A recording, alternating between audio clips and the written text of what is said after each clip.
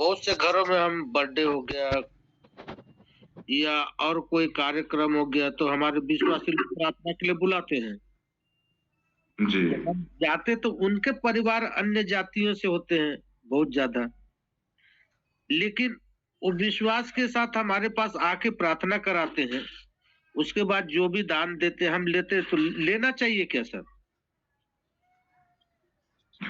जी, अगर अन्य जाति के हैं तो मेरे ख्याल से तो दान नहीं लेना चाहिए।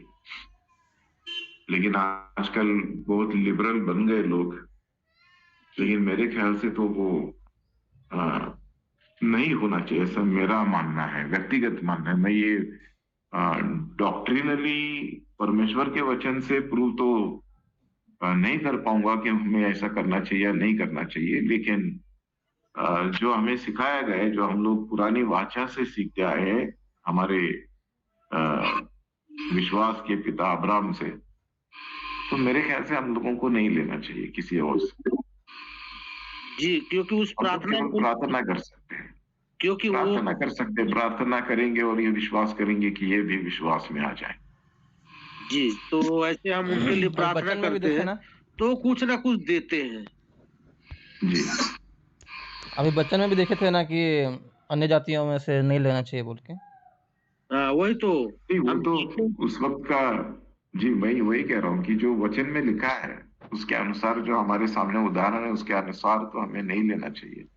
लेकिन आज की कलीसिया जो है या आज के लोग जो है थोड़ा लिबरल बन गए हैं, और खासकर जब पैसे की बात आती है तो वो कहाँ से आता है, कैसे आता है, इसके बारे में भी सोच विचार नहीं करते हैं। अभी आ, परमेश्वर के मंदिर के बारे में देखें तो परमेश्वर के मंदिर में अगर कोई ऐसी महिला है जो अपना शरीर का इस्तेमाल करती है पैसा कमाने के लिए, मतलब गलत कामों में लगी है, तो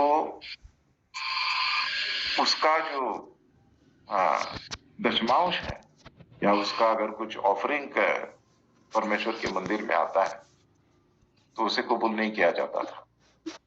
परमेश्वर का वचन ये कहता है कि ऐसी जो कमाई है वो नीच की कमाई है, उसे परमेश्वर के मंदिर में नहीं लाया जा सकता। तो कुछ चीजें हैं जिन पे हम लोगों को थोड़ा ध्यान देना चाहिए मेरे ख्याल से। जी जी, इसलिए मैं तो लेता नहीं हूँ। इसलिए पूछा मैं, क्योंकि जब बुलाते हैं तो वहां तो उनके परिवार में रहते हैं, प्रार्थना कराते हैं, तो वो भी प्रार्थना कराने आते हैं। और जैसे हमारे विश्वासी हमको भेंट देते हैं उसी प्रकार वो भी देते हैं। इसलिए मैं पूछा कि लेना चाहिए। नहीं नहीं, नहीं लेना चाहिए। हमें तो उनकी उन चीजों की आवश्यकता तो हमें नहीं है, फिर भी वो नहीं, देते हैं, तो हम इनकार भी तो नहीं कर सकते ना सर कि तुम्हारा हमें नहीं चाहिए करके। जी उसे थोड़ा प्यार से समझा सकते हैं कि नहीं नहीं नहीं, आप विश्वास में आइए फिर दीजिए, ऐसा बोल सकते हैं। बोल सकते हैं, प्यार से समझा सकते हैं। ऐसा नहीं कि उनको फटकारना चाहिए या दुत्कारना चाहिए, लेकिन प्यार से समझा सकते हैं कि हमारी मजबूरी क्या है। राइट, तो हम लोग वो सब तो बता नहीं पाएंगे, लेकिन हम लोग ये कह सकते हैं कि नहीं नहीं रहने दो, ये हमारी ओर से आपके लिए प्रार्थना है, जो परमेश्वर ने हमसे कहा है कि हमें मुफ्त में मिला है तो हमें मुफ्त में देना है। राइट, तो हम लोग थोड़ा सा अपने दिमाग पे जोर डाल के कुछ कह सकते हैं, उनको संतुष्ट करने की कोशिश कर सकते हैं। जी, थैंक यू सर, बहुत अच्छी बात सिखाए सर। ये सर, ये वाला बहुत अच्छी, क्योंकि मुझे आता है इसलिए मैं बोलता। और बहुत से ऐसे लोग हैं, वो प्रभु में है तो नहीं, पर विश्वास करते, प्रभु में है नहीं, विश्वास करते। ये और ऐसे विश्वास की तो कोई अहमियत है नहीं परमेश्वर की नजर में, हमारा और हमारे भी नजर में नहीं होनी चाहिए। विश्वास तभी हो सकता है उनको, जब आप प्रभु को जानते हैं। जी, उनको लगता है क्योंकि हमारे देने के द्वारा हम बने रहेंगे, तो उनको सिखाया जाता है, फिर भी वो हम तक पहुंचाने की कोशिश करते रहते हैं। जबकि हमने कई बार मना भी किया, यदि आप विश्वास में नहीं है तो भाई आपका हमारा हमें लेना उचित नहीं है, क्योंकि आप किस कमाई से दे रहे हैं हमें पता नहीं है। अगर विश्वासी होंगे तो आप अनुचित रीति से कमाई कर ही नहीं सकते और उचित रीति से आप दे भी सकते हैं। ऐसा हम सिखाते भी हैं सर। जी जी जी जी जी बिल्कुल सही। क्योंकि वो कुत्ते कमाई और वेश्यावृत्ति की कमाई ये सारी बातें हैं जो परमेश्वर ग्रहण नहीं कर रहे ना, तो वो नहीं किस कर रीति से वो कमा रहे हैं हमको तो पता नहीं है ना सर। वही तो बिल्कुल सही है। बहुत अच्छा चीज सीखे सर आज हम। परमेश्वर को महिमा मिले और आपको धन्यवाद जो एक अच्छा टॉपिक लेकर आए। जी परमेश्वर का धन्यवाद हो। जी जी महिमा उसकी है। जी Brother, one thing, no, I just want to tell in Yeah. short. Yeah. भैया एक अनबिलीवर था। हेलो। हाँ we are listening brother. Yes. एक अनबिलीवर था और वो उसके घर में प्रॉब्लम था, तो वो 10 जगह गया था और 10 जगह जाने के बाद उसका कुछ चला नहीं, तो मेरे कांटेक्ट में आ गया और वो जरा अमीर था, तो उसको 1 घंटा प्रभु गॉस्पल प्रीच किया और उसको बाइबल भी दिया मैंने और सब दिया और उसके साथ प्रेयर किया, तो उसने बोला कि आज मेरा हार्ट में शांति आ गई और जॉय मेरे अंदर आ गया। बाद में उसने बताया कि आपको मैं कितना दूं पैसा, तो वो 50,000 1 लाख देने के लिए तैयार था। तो मैं बोला इधर पैसे का संबंध नहीं है। तो उसने मुझे एक बात बता दिया कि उधर 1.5 लाख, उधर 2.5 लाख, ऐसा सब जगह खर्च किया है पैसा मैंने, और आप फ्री मुझे सब दे रहे और मुझे शांति खुशी आ गया और प्रभु को स्वीकारा भी हो। तो मैंने उसको बताया यही फर्क है कि जब आप यीशु मसीह के पास आते हैं 8 आना भी खर्च नहीं होता है। आमीन आमीन आमीन।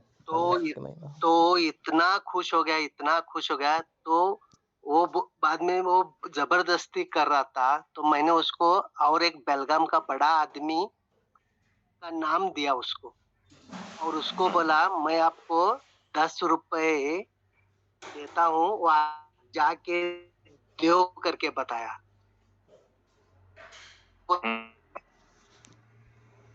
तो मैंने बोला हमारा प्रभु ही इतना श्रीमंत है, इतना सब रचाया है कि स्वर्ग में सोने का रास्ता है।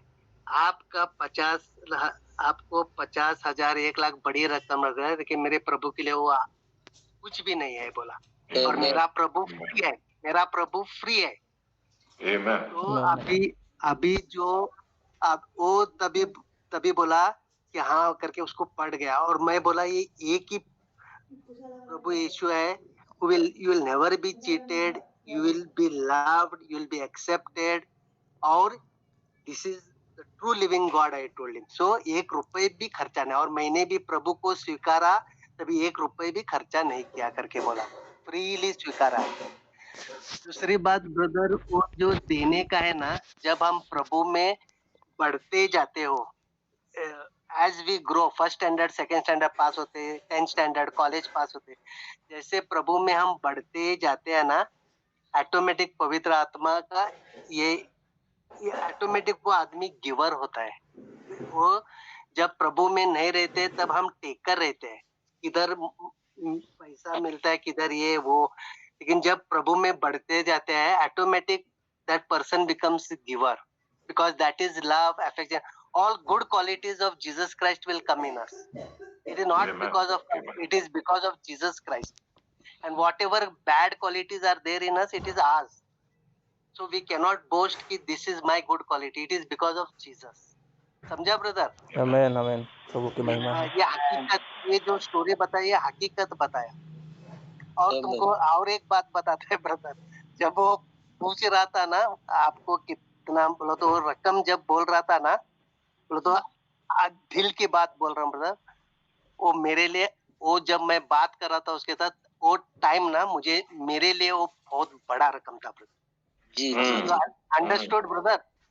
जी जी हाँ, लेकिन पवित्र आत्मा ने बताया मुझे, आप बता दो उसको कि मेरा प्रभु फ्री है।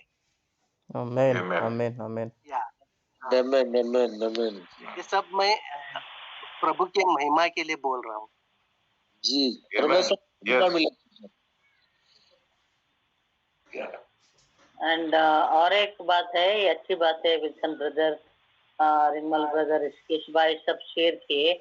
और एक बात है, एक हमारे बिलीवर्स की गवर्नमेंट जॉब्स में है, वो डिपार्टमेंट से उनको रिश्वत मिलता है। रिश्वत वो नहीं लेते मगर एक्साइज इसमें वगैरह है।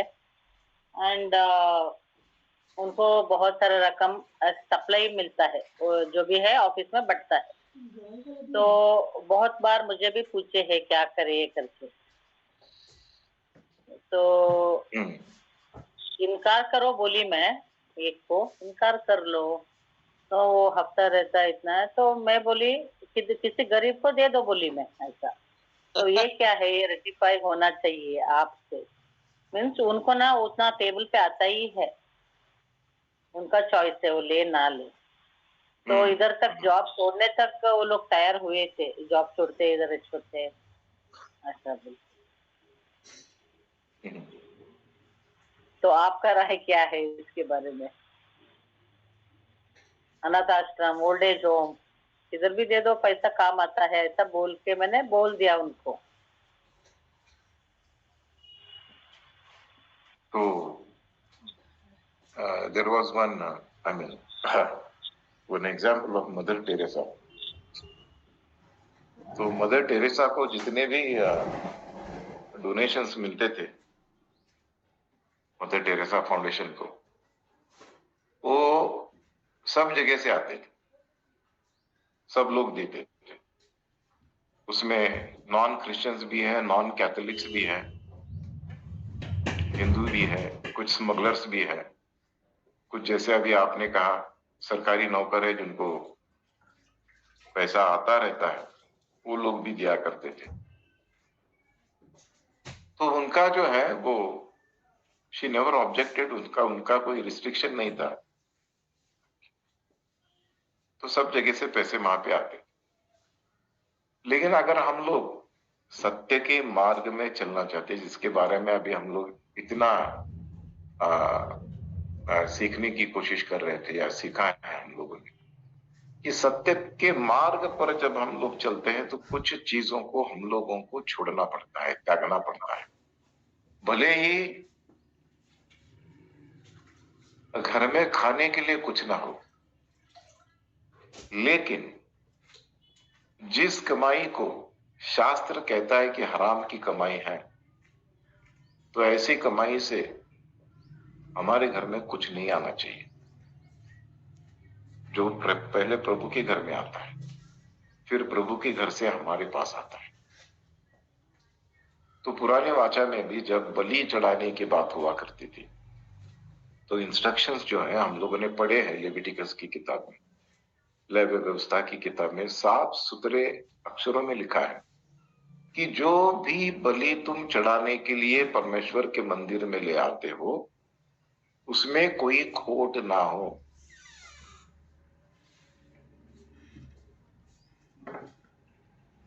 अंधा है, लूला है, लंगड़ा है, बीमार है, सस्ते में मिलता है इसलिए तुम उसको लेकर आओगे और उसको बलि चढ़ाओगे, तो तुम्हें आशीष नहीं, लेकिन परमेश्वर का जो गुस्सा है उस गुस्से का सामना करना पड़ेगा। तो हर चीज में परमेश्वर जो है छोटी छोटी चीजों का उन्होंने जो जिक्र करके रखा है पुरानी वाचा में। और जैसे कि हम लोग जानते हैं, पुरानी वाचा तो नए वाचे की एक छाया है, छाव है, राइट। जो होना था वो सब पहले से तय करके रखा हुआ है। The same thing is repeated in the new testament, थोड़ा सा अलग तरीके से, थोड़ी सी अलग भाषा में, क्योंकि जो वक्ता है, जो बोल रहा है, वो खुद परमेश्वर है। लेकिन जो पुराने वाचा लिखी गई है वो किसी मनुष्य के साथ परमेश्वर ने बात की और फिर उस मनुष्य ने दूसरे मनुष्यों तक इसको पहुंचाने की कोशिश की। तो यहाँ पे क्लैरिटी ज्यादा है नई वाचा में, पुरानी वाचा में थोड़ी क्लैरिटी कम है, लेकिन फिर भी बहुत कुछ जो है वो क्लियर है। तो जो खोट वाली चीज है वो जब प्रभु पुरानी वाचा में जिनका इनकार किया है, वो इनकार आज भी बरकरार है।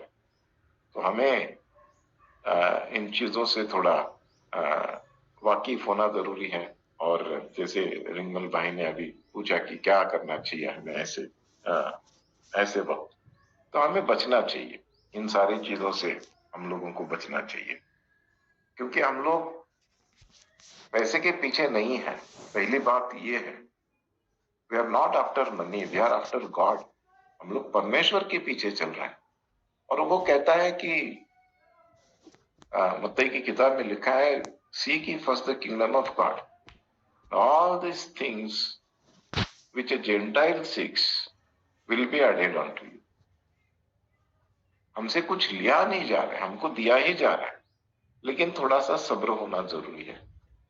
जो भी हम लोग करेंगे वो विश्वास के साथ, उस गंभीरता के साथ, और पूरा महिमा और गौरव परमेश्वर का हो, इस नजरिए को और इस बात को अपनी आंखों के सामने हमेशा रखकर जब हम लोग करेंगे, तो all the things that we need, all the things that the Gentile seeks will be added unto us automatically। तो ये सबसे बड़ा आशीष जो है परमेश्वर ने दिया हुआ है। तो द जेंटाइल जो कर रहा है, जो मांग रहा है परमेश्वर से, वो सब हमको मिलता जाएगा। So it's a very simple principal जो परमेश्वर ने हमारे सामने रखा है। And if we obey that, accordingly, God will bless us.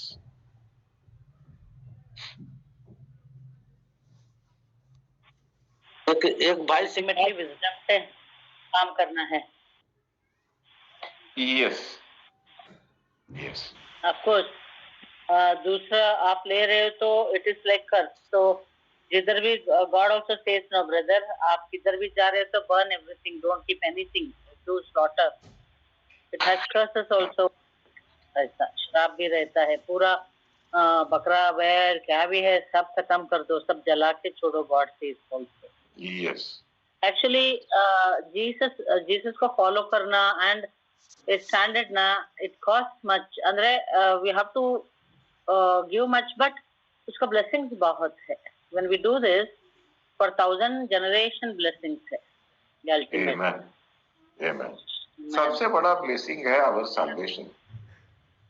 Yes. See, everybody is striving, everybody is struggling for moksha। बहुत कष्ट उठाते हैं, भूखे रहते हैं, नंगे घूमते हैं, कुछ भी करते हैं ताकि मोक्ष की प्राप्ति हो। लेकिन यहाँ तो मोक्ष हमारे घर में चल के आया है, हम लोगों को कहीं जाने की जरूरत नहीं है। That is the ultimate what shall I say gift, prize which we have received freely from God, जिसके लिए हमें कुछ मेहनत करने की जरूरत नहीं है। हमें मेहनत किस चीज में करनी है, बस इतनी चीज जो है, मतलब मोरालिटी जो है, अगर हम लोग अपना मॉरल संभाल के रखेंगे, हर चीज में उस नजरिए से देखेंगे, and if we walk according to the word of God, जो हमको दिया गया है instructions, there is nothing much to do, क्योंकि जो करना था वो सब प्रभु ने कर दिया है। अभी और हमसे कुछ सैक्रिफाइस की उम्मीद ही नहीं की जा रही है। They are only what we are asked. हमसे जो मांगा जा रहा है वो यही मांगा जा रहा है कि भाई एक पवित्रता का जीवन जियो, इन सारी चीजों से दूर रहो, अपने आप को बचा के रखो। इस दुनिया में हो लेकिन इस दुनिया के मत बनो। Amen. Let the mind of Christ dwell in you. तो जब परमेश्वर का दिमाग ही हमारे शरीर में काम करेगा, तो automatically we will have many ways opened before us, जो हमें सच्चाई के मार्ग पर चलने के लिए, अच्छाई के मार्ग पर चलने के लिए प्रोत्साहित भी करेंगे और अवसर भी देंगे।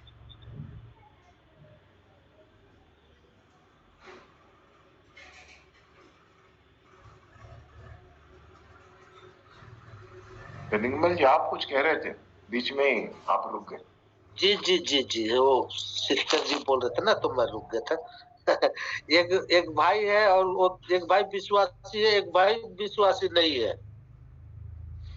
तो जब कभी भी विश्वासी भाई को पैसे की जरूरत होती है, तो उसका भाई जो है, उनका छोटा सा मंदिर है, जो अन्य जाति वाला भाई है वो। हाँ। तो वो जो भी फोटो पूजा करता है वहां पर वो अपना सारे पैसा रखता है। और वह वो दूब घास के द्वारा जल छिड़कना, ये करना वो करना, वो पैसा को करता है। और जब भी मांगता है ना, वो अपने जेब से नहीं देता है, बोलता है वहीं से ला के देता है, बोलता है जो भी 5,000 5,000 जो चाहिए। तो उन्होंने मुझे पूछा कि ये पैसा मैं ले सकता हूँ कि नहीं? तो मैंने बोला देखो, संसार में पैसा निकला वो कहाँ से आया है कहाँ से नहीं पता नहीं। आप देन लेन कर रहे हैं तो ये पैसा कितने जगह से घूम के आया, मंदिर मस्जिद कहाँ से आया कोई नहीं जानता। तो आपने कोई दान लिया है ना, कुछ नहीं, आपका पैसा आप मांग रहे ना, तो वो कहाँ से ला के दिया है, उनका रखने का जगह क्या है ये नहीं जानते। लेकिन आप जब भी पैसा लेते हैं, प्रभु ये पहले सब ब्लेस हो, मैं जहां कहीं भी लगाऊं उचित जगह में लगाऊं, और इस पैसे के द्वारा मैं आशीषित हूँ। आप प्रभु से कहते हैं तो टूट जाता है, वो जहां से दे। लेकिन आपको कोई दान दिया ना, 10 मास दिया है, आप तो अपने जरूरत के लिए पैसा मांगे, तो वो कहाँ से लाया आपको, उससे कोई ये नहीं है। लेकिन आप जब भी खर्चा करते तो प्रार्थना करके करते, तो वही सब आशीषित हो जाता है, ऐसा बताया। तो मैं कहाँ तक गलत हूँ या सही, ये पूछना चाहता जी, पहली बात तो ये है कि अगर उनके हक का पैसा है और वो मांग रहे हैं, तो मेरे ख्याल से उनका हक का पैसा तो वो नहीं मांगेंगे जी। दूसरी बात ये है कि जो चढ़ावा चढ़ाया गया है मंदिरों में, वो एक अलग, उसका एक रूप ही अलग बन जाता है। उस पर जो चढ़ाया गया है, जिसे चढ़ावा चढ़ाया गया, कि जब ये सादुसी और फरूसी जो उनसे सवाल करते हैं कि ये जो पैसा है क्या मुझे टैक्स देना चाहिए या नहीं देना चाहिए, तो यीशु मसीह बहुत ही, वो तो खुद परमेश्वर है, तो उन्होंने बहुत ही आसान से जवाब दे दिया कि ये कॉइन है, उसके दो साइड्स हैं। एक साइड में राजा का चित्र है, दूसरे में परमेश्वर का है। जो राजा का है वो राजा को दो, जो परमेश्वर का है वो परमेश्वर को दो। तो मेरे ख्याल से हम लोगों को अगर विश्वास ही है, कलीसिया के साथ अपना संबंध जुड़ा हुआ है, किसी पास्टर के, किसी मुखिया के अधीन होकर अगर हम लोग अपना जो मसीह जीवन है उसको चला रहे हैं, तो एक और सीख उनको देनी जरूरी है। वो ये है, मांगने वाले मत बनो, देने वाले बनो। ये हमारा अधिकार है, ये हमारा मैं ये नहीं कह सकता, सॉरी, अधिकार नहीं है, but that is our inheritance, जो हमें विरासत में मिला है। ये हमारी विरासत है। That I give not borrow, I will lend but not borrow. ये हमारी विरासत होनी चाहिए। तो आत्मिक रीति से जितना जितना हम लोग आगे बढ़ेंगे, उतना उतना ही हम लोग अपने जीवन में अपनी जो आर्थिक बातें हैं उसमें भी मजबूत बनते जाएंगे, और वो भी कोई गलत काम किए बिना, क्योंकि परमेश्वर हमारे साथ होता है, परमेश्वर हमारे साथ रहते हैं हमेशा। तो हम लोग जो है, क्योंकि विश्वास ही है, क्योंकि हम लोग मसीह का नाम लेते हैं, परमेश्वर का नाम लेते हैं, तो हमें ऐसे ही रहना चाहिए, ऐसे ही हमारा जीवन होना चाहिए। भरपूरता का, बहुतायत का जीवन जिसकी बात हम लोग करते हैं, वो हमारे जीवन में धीरे धीरे आना शुरू हो जाता है, और हमें उसमें और अग्रसर होना है। और जहां जरूरत हो, जहां जरूरत है, वहां जब हम लोग देने की अपना जो बीज है वो जब हम लोग बोना शुरू कर देते हैं, तो बड़ी फसल जो है हमारे जीवन में आना शुरू हो जाती है। बड़ी फसल की कटनी हम लोग शुरू कर देते हैं। तो दैट इज द सीक्रेट, एक रहस्य है परमेश्वर के राज्य का, कि जितना देते हो उससे 100 गुना अधिक तुम पाते भी हो। आमीन। और जब ऐसा होता है तो किसी अन्य जाति के लोगों से या किसी मित्र से या किसी और से कुछ लेने की जरूरत कभी महसूस ही नहीं होगी। ऐसा समय हम पर कभी आएगा ही नहीं, because I always give, I am a giver. तो हम लोगों को ये सीखना जरूरी है। एक उसके लिए एक अंग्रेजी शब्द है द ज़ो लाइफ। ज़ो लाइफ का मतलब है कि जो मैंने अभी आपको विस्तार से समझाया, लेने वाले नहीं, देने वाले बनना है। उसके लिए कष्ट करो, उसके लिए कष्ट करो। कष्ट क्या है? जितना ज्यादा समय परमेश्वर को दे सकते हो उतना दो, जितना ज्यादा परमेश्वर के बारे में सोच सकते हो उतना सोचो। जैसे कुछ भी हम लोग कर रहे हैं, अभी सुनीता बहन है, सुनीता बहन पूरा घंटा जो है हमारे सामने बैठी नहीं रहती है, वो कुछ ना कुछ काम करते रहती है, but she is listening to the word of God. वैसे ही हम लोगों को प्रार्थना करने के लिए कुछ एक समय होना चाहिए, ऐसी बात नहीं है। हम लोग प्रार्थना जब हम बर्तन मांज रहे हैं, कपड़े धो रहे हैं, कुछ और काम कर रहे हैं, तभी कर सकते हैं। परमेश्वर के साथ बातचीत, हमारे प्रार्थना का मतलब क्या है? परमेश्वर के साथ बातचीत करना, अपने पिता के साथ बातचीत करना। जितना ज्यादा बातचीत हम लोग करेंगे परमेश्वर के साथ, उतना और करीब होते जाएंगे हम। क्योंकि अगर कहीं दर्द हुआ तो माँ का नाम नहीं निकलेगा, हे मेरे खुदा, हे मेरे परमेश्वर। क्योंकि जो बाप है, जो हमारा पिता है, उससे जितना अधिक और करीब होते जाएंगे उतना और वो भी हमें समझता है, हम भी उसको समझते हैं। तो ये पृथ्वी पे हमारे जो पिता होते हैं, माता होती है, उनके साथ जितना ज्यादा समय बिताते हैं, उनके दुख दर्द को समझते हैं, उनकी अच्छाई को समझते हैं, उनकी खूबियों को समझते हैं, उनकी कमजोरियों को समझते हैं। वैसे ही हम लोगों को अपने पिता के साथ अपना घनिष्ठता जो है वो बना के रखना है। और जितना ज्यादा घनिष्ठ रिश्ता हमारा बन जाता है, उतना जल्दी हम लोग देखेंगे कि परमेश्वर के आशीष को अपने घर में, अपने परिवार में, अपनी कलीसिया में, अपने लोगों में बढ़ता हुआ देखेंगे। तो ये बात है जो हम लोगों को अपने परिवार के लोगों को सिखानी चाहिए, समझानी चाहिए। आमीन। कि परमेश्वर के साथ जितना ज्यादा हम लोग बढ़ते जाएंगे आगे, उतना ज्यादा हम लोग पावरफुल होते जाएंगे। जैसे अब्राहम के साथ हुआ। अब्राहम ने शुरुआत कहां से की? घर छोड़ा, परिवार को छोड़ा, सब कुछ त्याग दिया और परमेश्वर के पीछे चल पड़ा। अब उस वक्त आशीष करने का तरीका परमेश्वर का अलग था। आज की तारीख में परमेश्वर की उम्मीदें हमसे कुछ अलग है। लेकिन एक बार, दो बार, तीन बार, जैसे जैसे हम लोग परमेश्वर के साथ चलते हैं, कभी ठेस लगती है, कभी गिर जाते हैं, कभी थक जाते हैं, लेकिन जब उठकर खड़े होंगे और अपना सफर जारी रखेंगे, तो ये सब जो परमेश्वर के वचन में लिखा है, वो सारी चीजों को अपने जीवन में घटते हुए जरूर पाएंगे। इसमें कोई दो राय नहीं है, कोई शंका नहीं है। हर चीज जो परमेश्वर ने कही है वो हमारे जीवन में जरूर घटती जाए। लेकिन ये सफर लंबा है, ये छोटा सफर नहीं है। ये कहीं से शुरू हुआ और ये वहां पर जाके समाप्त होगा जहां हमारा अनंत काल का जीवन है। आमीन। दिस इज ये जो अभी मैंने अब्राहम का जिक्र किया है, ये किस लिए किया अब्राहम ने? शुरू ये जो सफर था, because God promised him a promised land. परमेश्वर ने उसे कहा कि मैं तुम्हें एक ऐसी जगह देने वाला हूं, एक ऐसा देश देने वाला हूं। परमेश्वर आज हमसे क्या कर रहा है? हमारा सफर कैसे शुरू? परमेश्वर ने मुझसे कहा कि मैं तुम्हें अनंत काल का जीवन देने वाला हूं। We are not worried about our promised land. हम लोगों को हमारे प्रॉमिस्ड लैंड की चिंता नहीं है।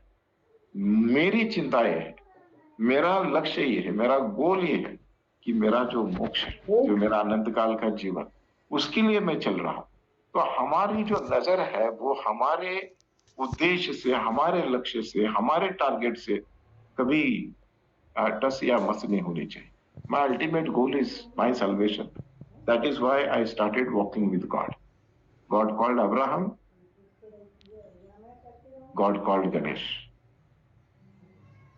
अगर हम लोग अपने आप को उस स्थान पर पाएंगे तो ये हमारा जो सफर है वो और आसान हो जाएगा। और मैं बहुत मजे लेता हूँ इस सफर में। I enjoy walking with God. क्योंकि परमेश्वर के साथ चल रहे भैया, और किसी व्यक्ति के साथ नहीं, किसी मनुष्य के साथ नहीं। तो enjoy every day in your life. इस बात से आश्वस्त होकर कि आई एम वॉकिंग विद गॉड। और जब मेरे पास परमेश्वर है तो मुझे कोई कमी नहीं होगी, कभी घटी नहीं होगी। आमीन। मेरे हारने का कोई मौका ही नहीं है, कोई चांस ही नहीं है, because God is walking with me, he is fighting my battles. वो मेरा सहकर्मी है। इतना बड़ा विश्वास है हमारा, इतना बड़ा तोहफा परमेश्वर ने हमको दिया है कि I am with you till the end. तो और क्या चाहिए? तो ये सफर है, इस सफर पे हम सब लोग जुड़े हैं और हमें चाहिए कि ये सफर में हम लोग अकेले ना चले। जैसे मैं बार बार कहता हूं, एक कारवां बनता जाना चाहिए, एक समुदाय अपने साथ होना चाहिए, लोग हमारे साथ जुड़ने चाहिए।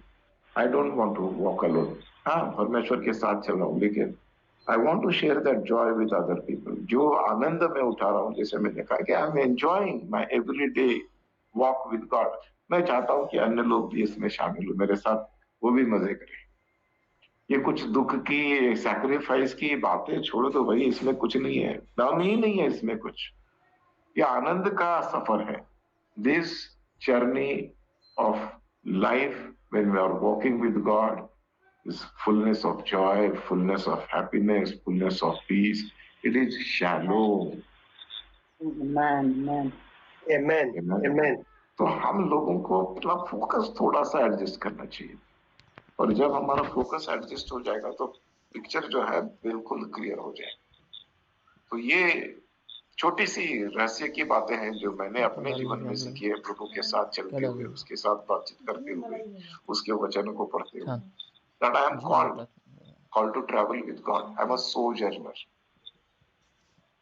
I'm not a permanent resident of this place, but I have a destination. I'm going to reach there one day. तो ये बात जो है वो समझिएगा और लोगों को भी समझाइएगा। तो थोड़ा इधर उधर एडजस्टमेंट्स करना पड़ेगा, because I want to walk with God. I am walking with somebody who is extremely holy. तो उसके लिए अगर मुझे कुछ करना पड़ता है, कुछ छोड़ना पड़ता है, तो that is not a sacrifice, that is joy, because I want to walk with him. मैं उसका साथ नहीं छोड़ सकता हूँ। I don't want to leave. मैं कुछ भी छोड़ सकता हूँ, लेकिन मैं परमेश्वर के साथ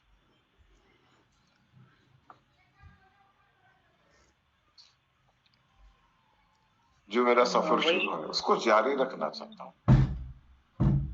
छोटी चीज के लिए मैं छोड़ नहीं सकता। कोई भी चीज मेरे लिए इतनी इंपॉर्टेंट नहीं है, और वो कभी कोई भी चीज परमेश्वर की जगह मेरे लिए नहीं ले सकती। My God is my God. Man and इसके बारे में भी कुछ बोलना चाहूंगी मैं इधर। एंड जैसा ये जो भी है ना, वही ये सैक्रिफाइस है, ऐसा वैसा मैं भी सोचती थी जैसा आप बोले ब्रदर।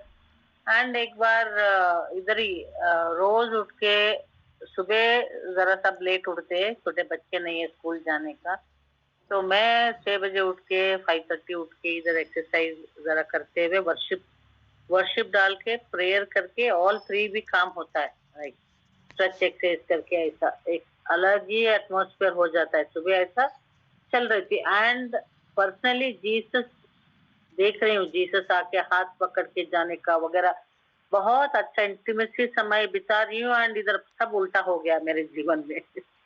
मेरा हस्बैंड का जो भी अफ्रीका का कॉल आने का आ नहीं रहा है, जो भी इधर नाराज होके बैठ गई। देन गॉड मुझे बात की, in all circumstances be joyous, be happy. मैं दूं ना दूं उसमें तुम खुश रहना है। God spoke, I heard from him telling that I know things, what is right and what is not right, तुम एंजॉय करो तुम्हारा दिन। एंड मैं सोचते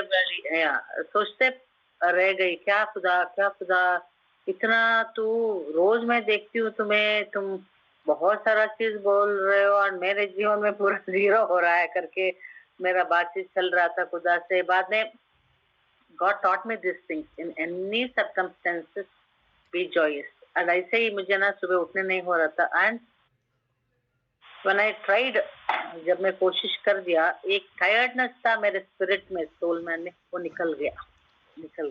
मैं देखी एक चेंज देखी। And unconditional love he taught me, कुछ होगा नहीं होगा, कभी मिलेगा नहीं मिलेगा, In all that you have to glorify God and move. तो मुझे स्तुति करना है और आगे बढ़ना है। ये पर्सनली मैं खुद खुदा से सीखा है। हाँ, बहुत बोर कभी नहीं मिलता तो इमोशनल होके बैठता, ऐसा नहीं है खुदा का वॉक। तो जैसा बोले ना, every minute, and God told my help comes, ये वर्ड में सुनी खुदा बोलना, my help comes from the Lord who made heaven's and earth. अरे मैं खुदा हूँ, सब का सृष्टिकर्ता मैं हूँ, मैं दूंगा। एंड ऐसे ही जैसा वो बात किया, कुछ लैक में मैं नहीं देखा है। स्टिल वी आर अनएम्प्लॉयड, कुछ सही नहीं है, बट एवरी मंथ कुछ तो Providence, unbelievers means all relatives के साथ मैं देख रही हूँ। एक बार वही लोग हमसे दूर हुए थे, ये लोग ऐसा है वैसा है, जिससे हमारा कम्युनिटी छोड़े, एंड बहुत चीजें त्रास दिए थे, एंड वो कट्टी हुआ था, अच्छा ही था वो कट हुआ, क्योंकि ना जोड़ पाता। आज मैं सोचती हूँ वो जोड़ता था तो हम ये लेवल तक पहुंच ही नहीं पाते थे। तो कट अभी आके दे आर हेल्पिंग बोले तो है, बिजनेस सब ओपन हुआ एंड ऑल दैट। आज तो ये सब में I glorify God for all the things he has done. Trials है, लैक है, बीमारियां, बट हर चीज में when खुदा को फर्स्ट रख के उसके साथ हम चलते हुए जाते हैं ना, हम उसका हाथ देखते हैं, हर चीजों में फेवर्स देखते हैं। ये मैं पर्सनली में जाना है, पर्सनली जाना। एंड हर टाइम मैं खुदा का सुनी हूँ, जब मैं काम करते हुए सुना है खुदा से। मैं बैठने से ज्यादा काम करते करते मैं बात करती रहती हूँ, सब खुदा एक शब्द बोलता है ऐसा, तो वो वही करे रहता है ऐसा। I heard always my walk with God when I am alone walking. मैं काम कर रही हूँ, बातचीत कर रही हूँ खुदा से, साइलेंट ऑब्जर्व कर रही हूँ, तब मैं खुदा से सुना है बहुत बार। एक अंडरस्टैंडिंग इज देयर। ये मेरा पर्सनल वॉक है, और इसलिए ना मैं बहुत बार आइसोलेटेड रहना चाहती हूँ, अकेला। ऑफ कोर्स पीपल आए तो आई विल स्पीक, एंड उनका वो लोग बहुत अपना भी लेकर आते हैं फ्रॉम द वर्ल्ड, तब वो करेक्शंस के लिए खुदा का साथ जब हम जुड़ पाते हैं तो बहुत हेल्प हो जाता है। पता नहीं सब सुन रहे सही लगा कि नहीं उनको?